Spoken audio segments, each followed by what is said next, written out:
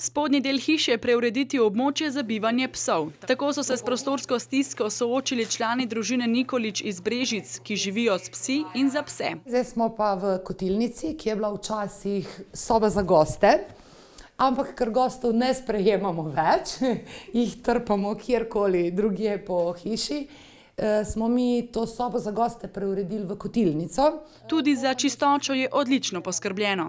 Ali v kopalke, ali pač do spodnjega perila se slečem. Gremo skupaj noter s psom in se ga tle noter stušira. Začelo se je z eno dogo, naraslo pa do več kot ducata, kadar na svet prijokajo še mladički. Številom pa je seveda rasla tudi ljubezen. Če bo kdaj pes spal pri meni v postelji, pa tako bi rekel, da ni teorije, ne.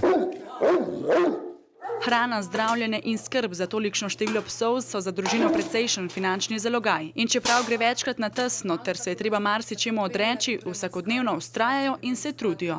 Pri nas dopustov ni. Dopust je že, če spiš tam do 9. 10. ure, ponavadi nedelja. Pse vzgajajo, kot bi bili družinski člani. In kaj na to pravijo sosedje? Ja, dok preveč pesi ne lajajo, da moramo dulje spati, je kar gre. Tudi kombi ni nobena izjema, ko govorimo o prilagoditvah. Psi se vožnje neizmerno veselijo in so v stalni pripravljenosti, ko nastopi čas odhoda. Kam in kaj si želijo, pa znajo izraziti tudi sami. Kdo je pa tukaj šef?